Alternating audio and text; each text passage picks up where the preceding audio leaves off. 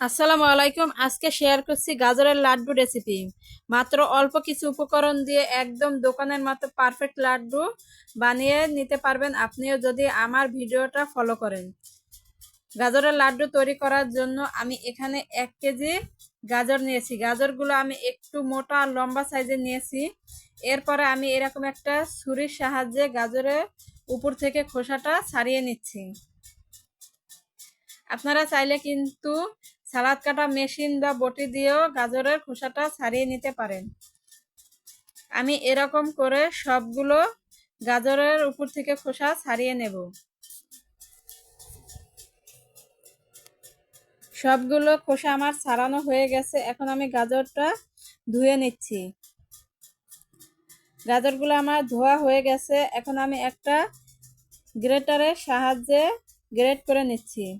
আপনারা কিন্তু চাইলে এই গাজরটা ব্লেন্ডার করেও নিতে পারেন।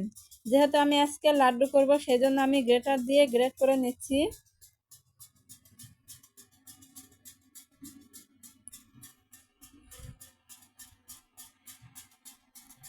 যারা আমার চ্যানেলটা এখনো সাবস্ক্রাইব করেননি অবশ্যই আমার চ্যানেলটা সাবস্ক্রাইব করে দেবেন, আর যারা আমার চ্যানেলটা সাবস্ক্রাইব করেছেন তাদেরকে অসংখ্য ধন্যবাদ। এরকম করে আমার সবগুলো গ্রেট করা হয়ে গেছে। আমি আপনাদের দেখিয়ে দিচ্ছি কীরকম একদম মিহি হয়েছে। এরপরে আমি প্যানে দিয়ে দিলাম গ্রেট করা গাজর। গাজরটা দিয়ে আমি কিছুক্ষণ জাল করে গাজরটা একটু নরম করে নেব। গাজরটা আমার নরম করে নেওয়া হয়ে গেছে। এখন আমি গাজরের ভিতর দিয়ে দিচ্ছি 1 কাপ লিকুইড দুধ। এখানে কিন্তু আমি কোনো প্রকারে পানি দেব না। আমি এই দুধ দিয়ে গাজরটা পুরোপুরিভাবে সেদ্ধ করে নেব। এরপরে আমি গাজরের ভিতর দিয়ে দিচ্ছি চিনি আর অল্প পরিমাণে লবণ। মিষ্টিটা কিন্তু এখানে আমি আমার পছন্দ মতো দিয়েছি। আপনারা চাইলে মিষ্টিটা কম বা বাড়িয়ে দিতে পারেন। যেহেতু লাড্ডু করব সেজন্য আমি মিষ্টির পরিমাণটা একটু বাড়িয়েই দিলাম। এরপরে এই সময় চুলার জালটা একদম হাই হিটে রেখে আমি পানি আর দুধটা পুরোপুরিভাবে গাজর থেকে শুকিয়ে নেব।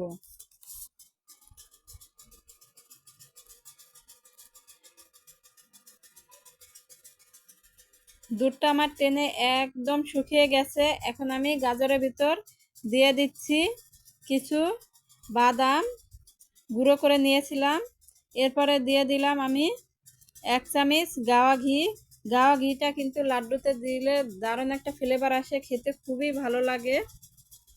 এরপরে আমি দিয়ে দিচ্ছি 1/2 চামচের কম শাহি গরম মশলা দিয়ে আমি এখন গাজরের সাথে ভালো করে সব উপকরণ মিশিয়ে আরও কিছুক্ষণ জাল করে গাজরটা একদম ভাজা ভাজা করে নেব।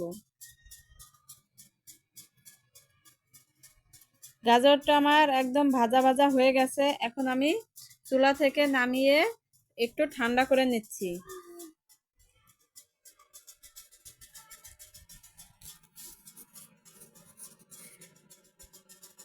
এরপরে হাতে আমি ঘি মেখে নিয়ে যখন গাজরটা একটু হালকা গরম থাকবে এই পর্যায়ে আমি গাজরটা এরকম লাড্ডুর মতো শেপ দিয়ে নিয়ে একটু গুঁড়ো দুধের ভিতর লাড্ডুটা দিয়ে ভালো করে গুঁড়ো দুধের সাথে মিশিয়ে নিচ্ছি। এরপরে একটু হাতটা ঝাড়া দিয়ে এক্সট্রা গুঁড়ো দুধটা ফেলে দিচ্ছি। এরকম করে আমি সবগুলো লাড্ডু বানিয়ে নেব। সবগুলো লাড্ডু আমার বানানো হয়ে গেছে। যারা মিষ্টি খেতে পছন্দ করেন আশা করছি তাদের কাছে আমার আজকের রেসিপি ভালো লেগেছে। যদি ভালো লেগে থাকে তাহলে অবশ্যই কিন্তু একবার বাসায় ট্রাই করবেন। আর কেমন হয়েছে আমাকে কমেন্ট করে জানিয়ে দেবেন যাতে আমি আপনাদের ধন্যবাদ জানাই।